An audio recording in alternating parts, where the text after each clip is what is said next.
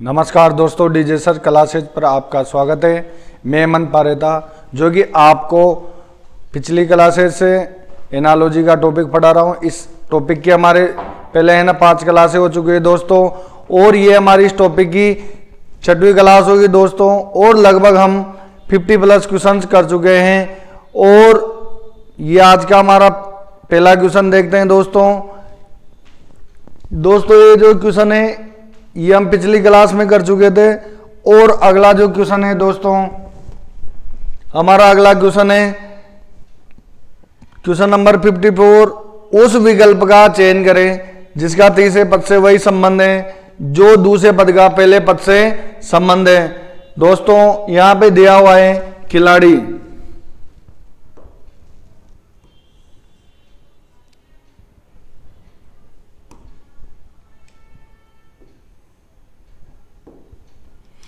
दोस्तों यहां पे दिया हुआ है खिलाड़ी, और खिलाड़ी को और दोस्तों दिया हुआ है यहां पे अर्जुन पुरस्कार। दोस्तों खिलाड़ी को उत्कृष्टता के लिए अर्जुन पुरस्कार दिया जाता है। अब यहां पे अगला पद दे रखा है दोस्तों कि खेल कोच को क्या पुरस्कार देंगे। यहां पे दिया हुआ है दोस्तों वाल्मीकि पुरस्कार, परशुराम पुरस्कार, द्रोणाचार्य पुरस्कार और गुरु वेदव्यास पुरस्कार। दोस्तों खेल कोच को उत्कृष्ट परिणाम देने के लिए दोस्तों द्रोणाचार्य पुरस्कार दिया जाता है। तो दोस्तों यहां पे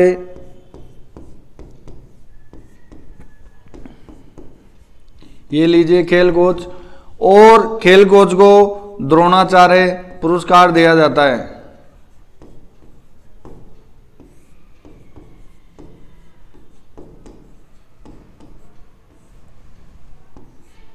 दोस्तों हमारे इस क्वेश्चन का जो आंसर आया द्रोणाचार्य पुरस्कार। दोस्तों अगले क्वेश्चन की हम बात करते हैं, क्वेश्चन नंबर 56।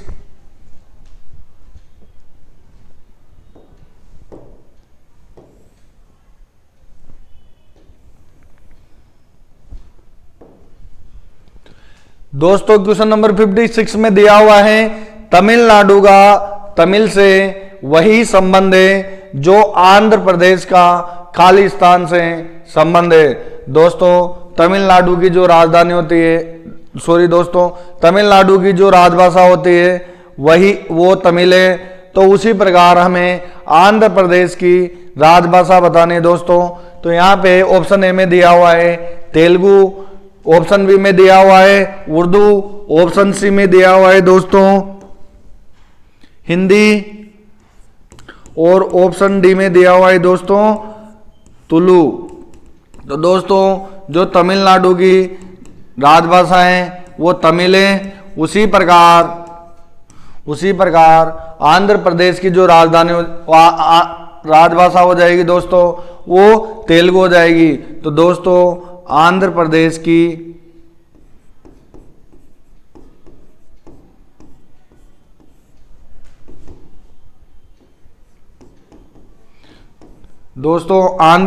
की जो राजभाषा है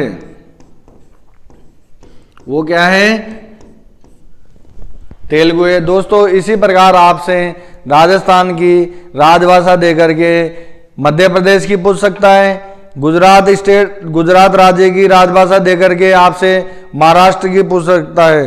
तो गुजरात राज्य की जो राजभाषा है दोस्तों वो गुजराती है। तो महाराष्ट्र की राजभाषा है वो मराठी है। ये हमारे इस क्वेश्चन का जो आंसर आया दोस्तों वो ऑप्शन ए है। अब अगले क्वेश्चन की चर्चा करते हैं दोस्तों। क्वेश्चन है हमारा 56। क्वेश्चन में दिया हुआ है उस विकल्प का चयन कीजिए जिसका तीसरे पद से वही संबंध है जो दूसरे पद का पहले पद से संबंध है। यहां पे दिया हुआ है दोस्तों सांड। दोस्तों यहां दिया हुआ है सांड, और उसके अनुपात में दे रखा है हमला। दोस्तों सांड हमला कब करता है दोस्तों? सांड जो अपने आप को बचाने के लिए हमला करता है। तो दोस्तों सांड अपनी सुरक्षा करने के लिए क्या करता है, हमला करता है। उसी प्रकार तितली क्या करती है दोस्तों, जब हम तितली को पकड़ने का प्रयास करते हैं तो तितली क्या करते हैं, फड़फड़ाने लगती है। तो यहाँ पे ऑप्शन ए में दिया हुआ है तैरना। क्या दोस्तों तितली तैर सकती है? नहीं। ऑप्शन बी में दिया हुआ है फड़फड़ाना, जो कि हमारे इस क्वेश्चन का आंसर है। क्या तितली भटक सकती है? ऑप्शन सी में दिया हुआ है। और ऑप्शन डी में दिया हुआ है सरगना। दोस्तों तितली यहाँ पे फड़फड़ाती है। तो इसका आंसर आ गया दोस्तों निकल के फड़फड़ाना। जिस प्रकार दोस्तों सांड अपनी सुरक्षा के लिए क्या करता है, हमला करता है, उसी प्रकार तितली अपनी जान बचाने के लिए क्या करती है, फड़फड़ाती है। अब अगला जो क्वेश्चन है हमारा क्वेश्चन नंबर 56, क्वेश्चन नंबर 57 दोस्तों 57 क्वेश्चन है दोस्तों। और इस क्वेश्चन में दिया हुआ है उस विकल्प का चयन कीजिए जिसका तीसरे पद के साथ वही संबंध है जो दूसरे पद का क्या है, पहले पद के साथ में संबंध है। दोस्तों यहां दिया हुआ है शरद, और इसके अनुपात में दिया हुआ है दोस्तों गर्मी। दोस्तों यहां शरद और गर्मी ये क्या है, एक दूसरे के अपोजिट है। ये लीजिए एक दूसरे के अपोजिट। अब हमें पता लगाना है यहाँ पे जमना का। दोस्तों आप जानते हैं जब कोई भी चीज जमी हुई होती है तो उसका पिघलना भी निश्चित होता है। तो दोस्तों जमने का जो अपोजिट निकल गया है वो क्या है, पिघलना।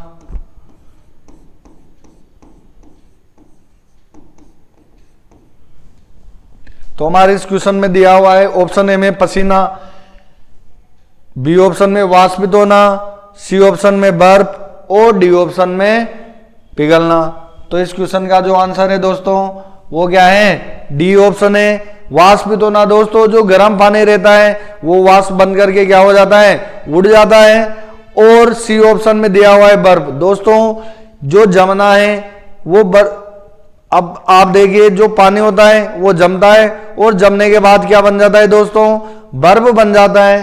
अब यहाँ पे दिया हुआ है दोस्तों ऑप्शन ए में पसीना। दोस्तों जब हम मेहनती काम करते हैं तो हमारे शरीर से क्या निकलता है, पसीना निकलता है। अब हम अगले क्वेश्चन की चर्चा करते हैं।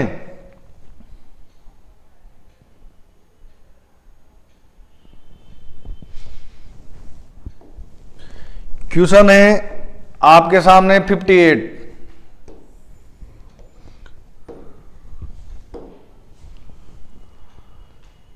दोस्तों उस विकल्प का चयन करें जिसका तीसरे पद से वही संबंध है जो दूसरे पद का पहले पद से संबंध है। दोस्तों यहां पे दिया हुआ है दोस्तों टीका, और टीके के अनुपात में दिया हुआ है दोस्तों रोकथाम। ठीक है दोस्तों, हम किसी भी बीमारी को रोकने के लिए टीका लगवाते हैं। ठीक है, तो यहां पे दे रखा है दोस्तों दवा, और दवा का क्या काम होता है दोस्तों, यहां ऑप्शन ए में दिया हुआ है स्वास्थ्य, बचना, लेना और उपचार करना। दोस्तों किसी भी बीमारी को रोकने के लिए, बीमारी का उपचार करने के लिए हमें क्या करना पड़ता है, दवा लेनी पड़ती है। तो यहां पे इस क्वेश्चन का जो आंसर निकल के आएगा वो क्या आएगा, उपचार। दोस्तों बीमारी को रोकने के लिए यहां लिख देता हूं मैं, बीमारी की रोकथाम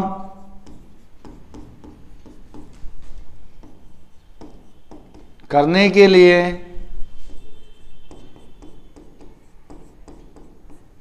टीका लगाते हैं। ये लीजिए तो बीमारी का उपचार करने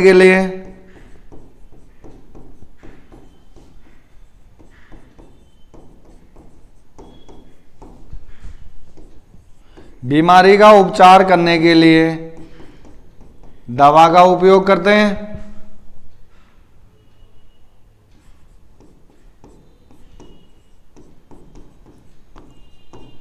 यानी कि हमारे इस क्वेश्चन का जो आंसर निकल गया है दोस्तों, वो उपचार निकल गया है। दोस्तों अगले क्वेश्चन की अब हम चर्चा करते हैं। दोस्तों इससे पहले हमारे एनालॉजी टॉपिक की लगभग 5 क्लासें हो चुकी है और ये हमारी क्लास कंटिन्यू चल रही है। दोस्तों जो हमारी क्लास हैं आप इनसे पहले की क्लासों को देखिए दोस्तों, और ज़्यादा से ज़्यादा हमारी क्लासों को शेयर कीजिए।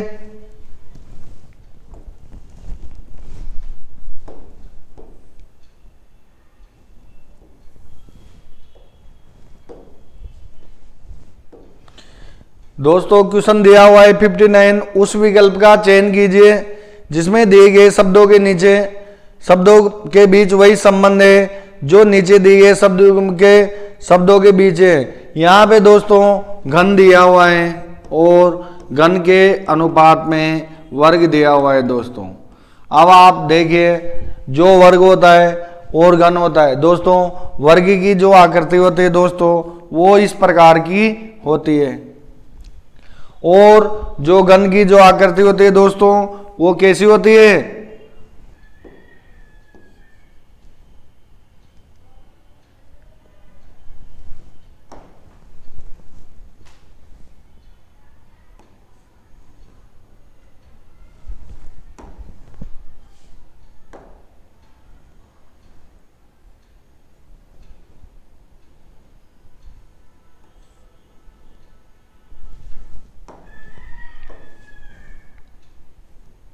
दोस्तों जो घन की आकृति होती है वो कैसी होती है?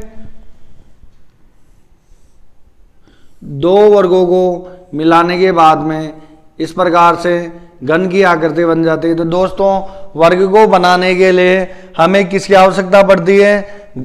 घन को बनाने के लिए दोस्तों हमें वर्ग की आवश्यकता पड़ती है। उसी प्रकार यहाँ पे देखिए दोस्तों, गोला बनाने के लिए क्या वर्ग की आवश्यकता पड़ती है? जी दोस्तों, हम जब भी गोला बनाएंगे तो हमें वृत्त की आवश्यकता पड़ेगी।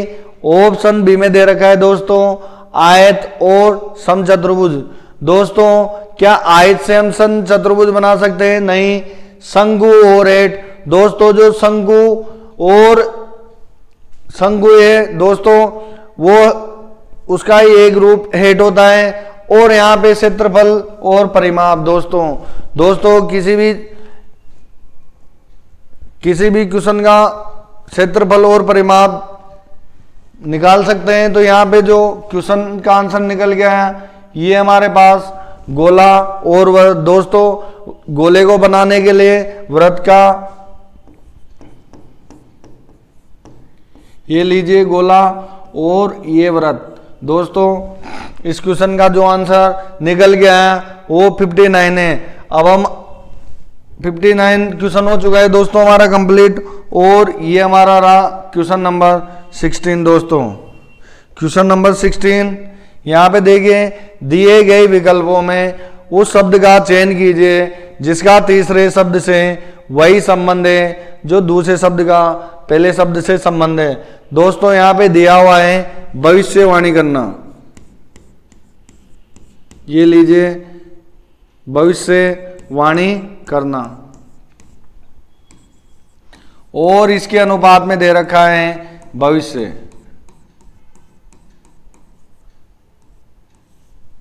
और यहां पे दिया हुआ है याद करना,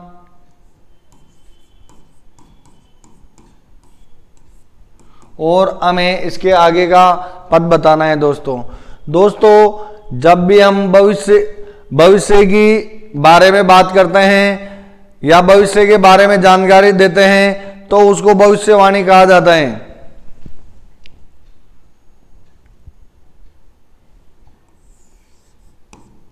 ये लीजिए भविष्य की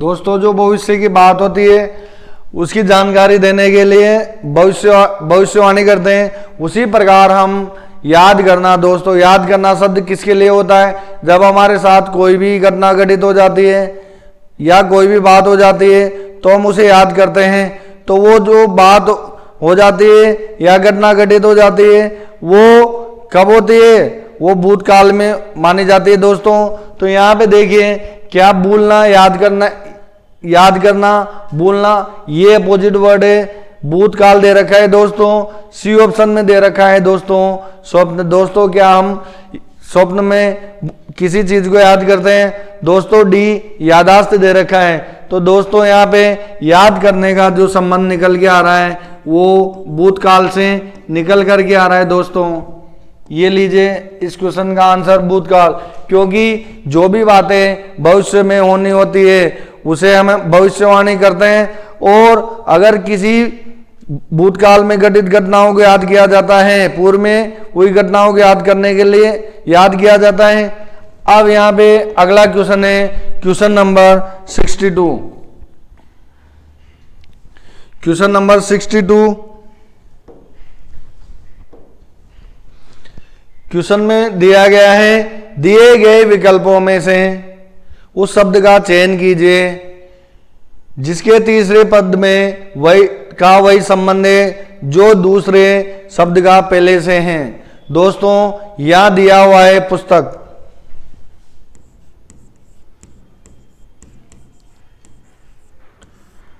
और यहां पुस्तक के साथ अनुपात में दिया हुआ है दोस्तों लिखना, यानी कि पुस्तक का संबंध लिखने से है और क्रिकेट का संबंध हमें बताना है।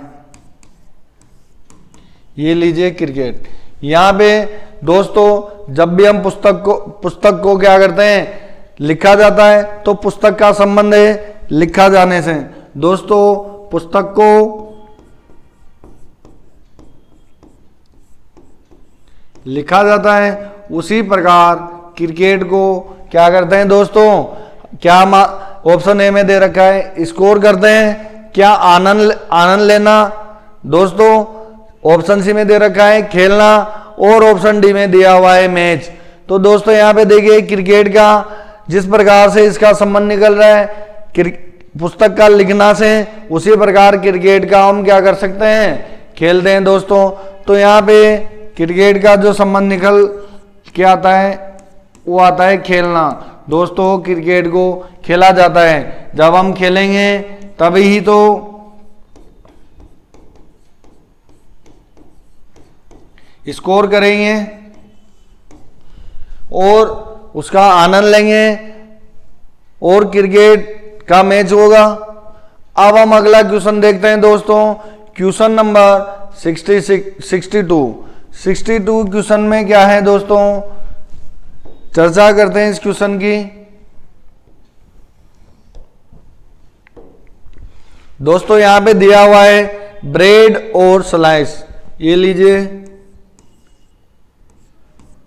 ब्रेड और ये रहा स्लाइस। अब यहां पे ब्रेड क्या है दोस्तों? एक बड़ा भाग है, और स्लाइस क्या है? ब्रेड का एक छोटा सा टुकड़ा है दोस्तों। तो यहां पे हमें पता लगाना है कि इसका अगला पद क्या होगा। तो स्लाइस क्या है दोस्तों? यहां पे ब्रेड का एक भाग है, और यहां देखिए ऑप्शन ए में दिया हुआ है आइसक्रीम और स्कूप। दोस्तों आइसक्रीम का जो एक टुकड़ा होता है उसे हम क्या बोलते हैं? स्कूप बोलते हैं। और यहां पे दिया हुआ है दोस्तों बिस्कुट दोस्तों, और इसके अनुपात में दिया हुआ है पैकेट। दोस्तों जो बिस्कुट होते हैं वो पैकेट के अंदर होते हैं, लेकिन यहाँ पे क्या कर रखा है? उल्टा दे रखा है। पहले पैकेट आना चाहिए था और फिर बिस्कुट आना चाहिए था दोस्तों। यहाँ पे पिज्जा और बाइट दोस्तों पिज्जे को खाने के लिए बाइट किया जाता है, लेकिन यहाँ पे जिस प्रकार से पहले का जो संबंध बन करके आ रहा है वो हमें दूसरे का बनाना है। तो ये ऑप्शन बी इस क्वेश्चन का आंसर नहीं होगा दोस्तों। केक और पेस्ट्री दोस्तों केक का जो छोटा रूप होता है वो पेस्ट्री होता है, लेकिन हमें जिस प्रकार से ब्रेड और स्लाइस दे रखा है दोस्तों, तो ब्रेड का जो एक छोटा टुकड़ा होता है वो स्लाइस होता है, तो आइसक्रीम का जो एक छोटा भाग होगा वो क्या होगा, स्कूप होगा दोस्तों। तो इस क्वेश्चन का जो आंसर निकल के आता है आइसक्रीम का स्कूप। आइसक्रीम का एक जो टुकड़ा होता है वो क्या होता है, स्कूप होता है।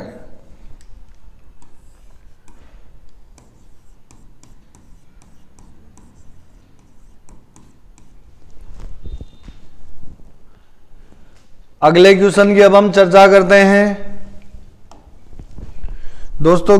दिया हुआ है क्वेश्चन नंबर 63 दोस्तों, और ये क्वेश्चन देखिए, उस विकल्प का चयन करें जिसका तीसरे शब्द से वही संबंध है जो दूसरे शब्द का पहले शब्द से संबंध है दोस्तों। यहां पे दिया हुआ है हरित क्रांति दोस्तों। हरित क्रांति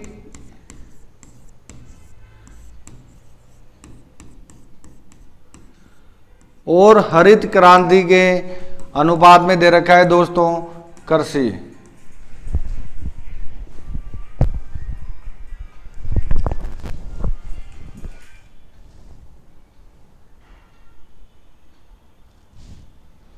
दोस्तों हरित क्रांति का जो संबंध दे रखा है वो कृषि से दे रखा है। उसी प्रकार श्वेत क्रांति दोस्तों जो श्वेत क्रांति होती है उसका संबंध किससे होगा, यहाँ पे दिया हुआ है दोस्तों चावल, दोस्तों दूध दे रखा है दोस्तों, सी ऑप्शन में चीनी दे रखा है और डी ऑप्शन में दे रखा है नमक। तो दोस्तों यहाँ पे ये जो चारों ऑप्शन दे रखे हैं वो है तो सारे कलर में सफेद, लेकिन श्वेत क्रांति को बढ़ावा देने के लिए, किसको बढ़ावा देने के लिए श्वेत क्रांति लाई गई थी दोस्तों, दूध के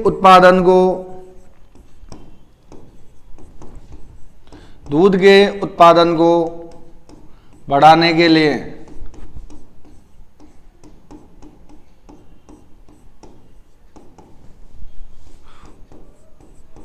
इससे पहले की एक क्लास है दोस्तों, उसमें मैंने सारी क्रांतियां और उनका वो जो भी सारी क्रांतियां हैं वो मैं लिखवा चुका हूं। कृषि उत्पादन बढ़ाने के लिए दोस्तों हरित क्रांति का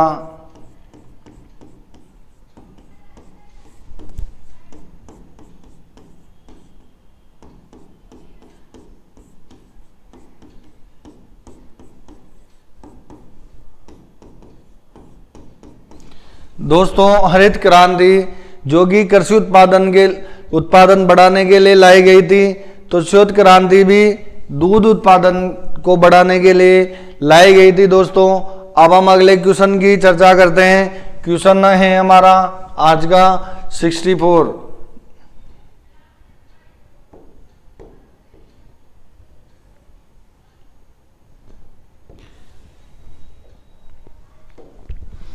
दोस्तों आप हमारी वीडियो को लगातार देखिए और आप हमारी इन वीडियोज को लाइक कीजिए, शेयर कीजिए दोस्तों। जो ये क्वेश्चंस हैं ये आपके लिए रामबाण साबित होंगे दोस्तों। आपकी रेलवे की तैयारी के लिए ये बहुत ही महत्वपूर्ण क्वेश्चन है दोस्तों। आपको एग्जाम में इसी प्रकार के क्वेश्चन देखने को मिलेंगे।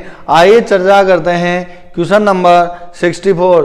क्वेश्चन नंबर 64 में लिखा हुआ है दोस्तों, उस विकल्प का चयन करें जिसका तीसरे शब्द से वही संबंध है जो दूसरे शब्द का पहले शब्द से संबंध है दोस्तों। यहां दिया हुआ है दोस्तों कैनवास, और इसके अनुपात में दिया हुआ है दोस्तों चित्रकार। ये लीजिए चित्रकार।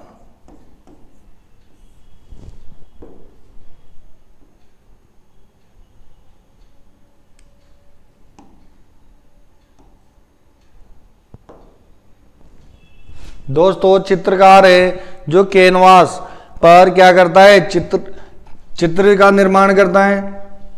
उसी प्रकार दीवार है। अब दीवार का संबंध क्या हो जाएगा, चित्रकार कैनवास जो कि कपड़ा होता है उस पर क्या करता है, पेंटिंग बनाता है। तो दीवार पर क्या करेगा, यहाँ पे दीवार से संबंध क्या बढ़ेगा हो सकता है, ऑप्शन ए में नहीं, ऑप्शन बी में दिया हुआ है पेंटर, ये हो सकता है। क्या ठेकेदार दीवार का संबंध हो सकता है, नहीं। यहाँ पे मिस्त्री का दिया हुआ है दोस्तों मिस्त्री है जो दीवार बनाता है, लेकिन यहाँ पे जिस प्रकार से दिया हुआ है यहाँ क्या संबंध है, कैनवास और चित्रकार का दोस्तों। तो चित्रकार कैनवास पर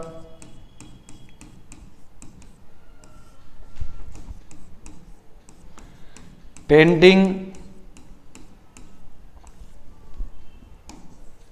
करता है। तो यहां पे दिया हुआ है दीवार, और दीवार का जो संबंध निकल के आता है पेंटर के साथ में, वो क्या निकल के आता है दोस्तों। तो पेंटर क्या करता है दोस्तों, पेंटर दीवार की पेंटिंग करता है।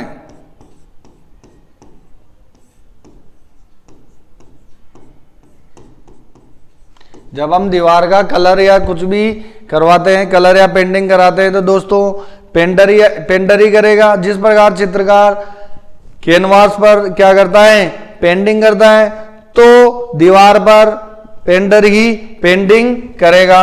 अगला क्वेश्चन है क्वेश्चन नंबर 66। क्वेश्चन नंबर 65 दिया हुआ है दोस्तों। क्वेश्चन में दिया हुआ है उस विकल्प का चयन कीजिए जिसका तीसरी संख्या से वही संबंध है जो दूसरी संख्या का पहली संख्या के साथ संबंध है। यहां दिया हुआ है दोस्तों 119 और अनुपात में दिया हुआ है 17। दोस्तों इन दोनों के बीच में जब हम रिलेशन निकालते हैं तो क्या रिलेशन है दोस्तों, जब हम 17 की टेबल इतनी बार बोलने हैं कि 119 आ जाए, तो यहाँ पे देखिए 17 की टेबल जब हम 7 बार बोलते हैं तो कितना आता है 119।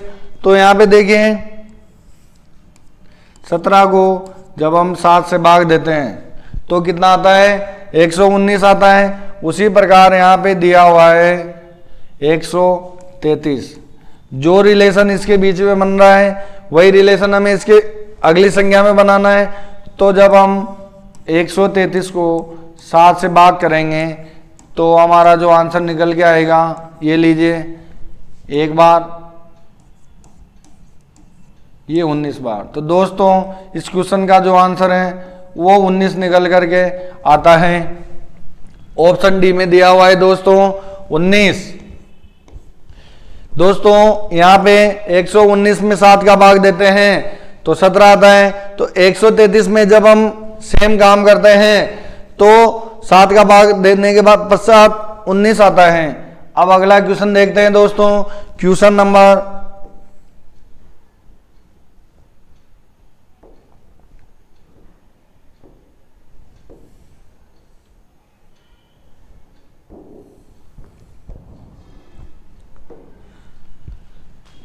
66 क्वेश्चन है दोस्तों। यहाँ पे दिया हुआ है बांदीपुर नेशनल पार्क। दोस्तों बांदीपुर जो नेशनल पार्क है और कर्नाटक में स्थित है।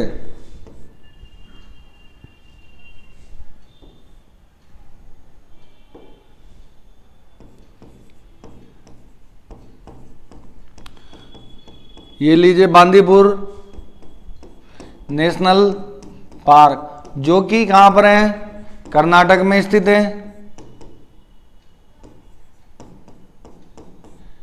बांदीपुर नेशनल पार्क के सामने दिया हुआ है कर्नाटक, और हमें बताना है दूधवा नेशनल पार्क। दोस्तों ये जीके का क्वेश्चन है। इस प्रकार से भी आप देख लीजिए किस प्रकार के क्वेश्चन बना रहे हैं एग्जामिनर, क्योंकि एग्जामिनर एनालॉजी में किसी भी चीज स्टैटिक जीके हो डाल सकता है, सीरीज के क्वेश्चन बना सकता है, कोडिंग डिकोडिंग के बना सकता है, जहां तक वो सोच सकता है एनालॉजी के अंदर वो सारी चीजें आ जाएगी। दोस्तों उसमें आपको प्रयोगशाला दे देंगे, और उसका क्या कार्य होता है, व्यक्ति और उनके कार्य दे देगा, और विज्ञान की शाखाएं दे देगा, और उसका अध्ययन दे देगा, और भी बहुत सारे टाइप्स बनते हैं दोस्तों। जब मैं ये सारे क्वेश्चन कंप्लीट हो जाएंगे तो इस पूरे टॉपिक की एक वीडियो आपको डाल दूंगा दोस्तों। यहाँ दिया हुआ है दुधवा नेशनल पार्क, हमें पता लगाना है दोस्तों। तो क्या राजस्थान में दुधवा नेशनल पार्क है? नहीं है दोस्तों, दुधवा नेशनल पार्क है जो उत्तर प्रदेश के अंदर है। तो ये इस क्वेश्चन का जो आंसर हमारा निकल के आया वो है उत्तर प्रदेश दोस्तों। उत्तर प्रदेश के अंदर दोस्तों दुधवा नेशनल पार्क स्थित है, और कर्नाटक में बांदीपुर नेशनल पार्क है। और अगले क्वेश्चन पे हम चर्चा करते हैं। क्वेश्चन है 67 क्वेश्चन दिया हुआ है दोस्तों, और क्वेश्चन में दिया हुआ है यहाँ पे सीरीज दे रखी है दोस्तों। क्या अल्फाबेट लेटर की सीरीज दे रखी है, ईजे अनुपात है जेटी, और हमें ज्ञात करना है आईएल का अगला पद क्या होगा। अब जब हम यहाँ पे देखते हैं, सबसे पहले मैंने आपको बताया था कि जो अल्फाबेट लेटर्स रहते हैं उन्हें हम क्या करें, नंबर में कन्वर्ट कर लेते हैं। ये लीजिए ई 5 नंबर पे आता है, जे 10 पे आता है, और टी 20 पे आता है दोस्तों। यहाँ देखिए 5 को 2 से गुणा करते हैं तो कितना हो रहा है, 10 हो रहा है। यहाँ भी देखिए दोस्तों 10 को 2 बार गुणा करते हैं तो 20 हो जाता है। अब यहाँ पे आई और एल का क्या करते हैं, हम अल्फाबेट लेटर का नंबर में कन्वर्ट करते हैं। तो आई को हम नंबर में 9 लिखते हैं और एल को 12 लिखते हैं दोस्तों। जब हम 9 को 2 से मल्टीप्लाई करेंगे और 12 को भी 2 से मल्टीप्लाई करेंगे तो यहाँ पे 18 और 24 आता है दोस्तों। अल्फाबेट लेटर में 18 नंबर पे दोस्तों आर आता है, और 24 नंबर पे दोस्तों एक्स आता है। यह ऑप्शन ए में दिया हुआ है एल एस, ऑप्शन बी में एन एस, ऑप्शन सी में आर एक्स, और ऑप्शन डी में आर ओ। तो दोस्तों इस क्वेश्चन का जो आंसर निकल गया है वो क्या है, option C R x.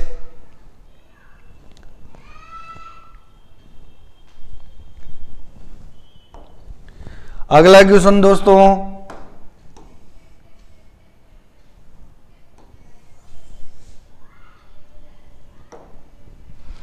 Question number है 68 दोस्तों। उस विकल्प का चयन करें जिसका तीसरे पद के साथ वही संबंध है जो दूसरे पद का पहले पद के साथ संबंध है दोस्तों। यहां पे दिया हुआ है मांद, और मांद के सामने दिया हुआ है दोस्तों शेर, और हमें अस्तबल का बताना है। ये लीजिए अस्तबल। अब आपको पता होगा दोस्तों बांध है, बांध के अंदर दोस्तों क्या करता है, बांध शेर का निवास स्थल है। जो शेर के रहने की जो गुफा होती है उसे हम क्या बोलते हैं, गुफा। जो शेर के रहने की जो जगह होती है उसे हम मांद बोलते हैं, या फिर गुफा। तो दोस्तों अस्तबल में कौन सा जानवर रह सकता है, यहाँ पे दिया हुआ है गाय, मधुमक्खी, भेड़ और घोड़ा। दोस्तों अस्तबल है जो कि घोड़े के लिए बना हुआ है। तो घोड़े का जो निवास स्थल है वो क्या है, अस्तबल। तो इस क्वेश्चन का जो आंसर निकल गया है दोस्तों वो क्या है, डी ऑप्शन घोड़ा। अब अगले क्वेश्चन पे चर्चा करते हैं दोस्तों।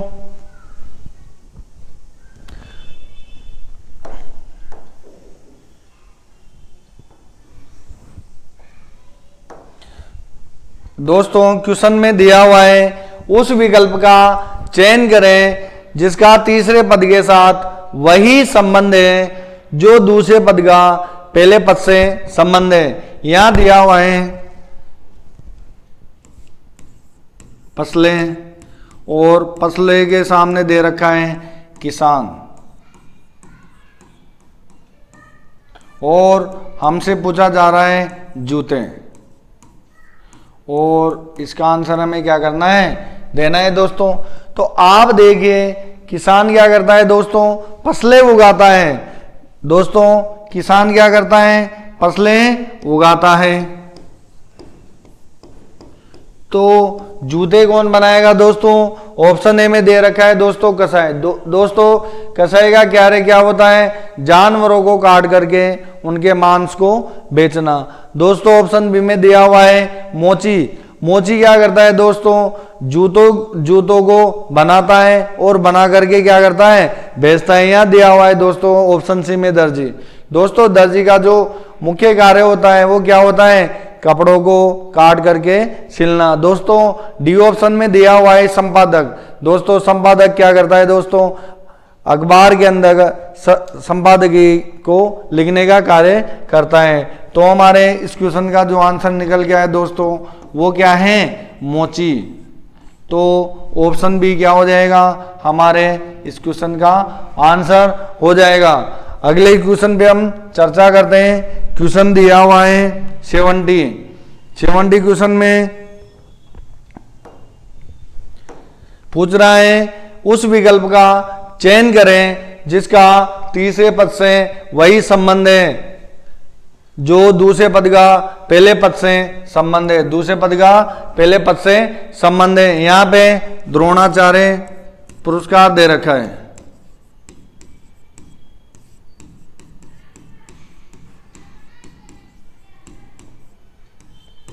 और ये दे रखा है खेल प्रशिक्षण में।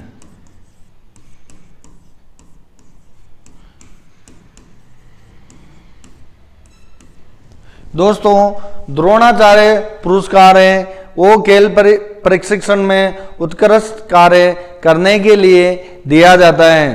तो यहां पे पूछ रहा है धन्वंतरी पुरस्कार। धन्वंतरी पुरस्कार है दोस्तों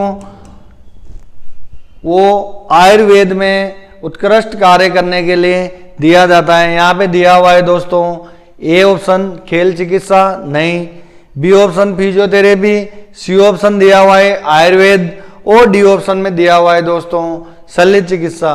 तो यहाँ पे जो शल्य चिकित्सा दे रखा है इसका तो आयुर्वेद से कोई संबंध ही नहीं है। फिजियोथेरेपी दोस्तों ये आयुर्वेद नहीं है और खेल चिकित्सा दोस्तों ये अलग है। तो यहाँ पे जो हमारा आंसर है आयुर्वेद आता है दोस्तों। और ये जो इस क्वेश्चन का आंसर है वो क्या आ रहा है, आयुर्वेद। आयुर्वेद दोस्तों आयुर्वेद के अंदर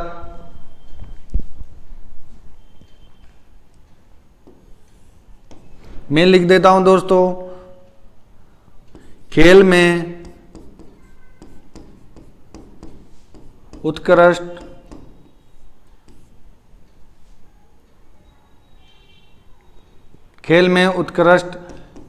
कार्य करने के लिए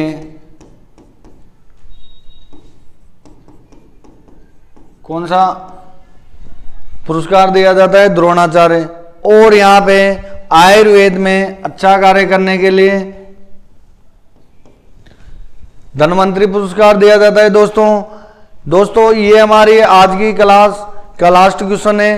दोस्तों आप हमारी इस वीडियो को अपने दोस्तों के साथ में शेयर कीजिए और हमारी वीडियो को अच्छी लगती है तो लाइक कीजिए और हमारे DJ sir classes YouTube channel को सब्सक्राइब कीजिए दोस्तों।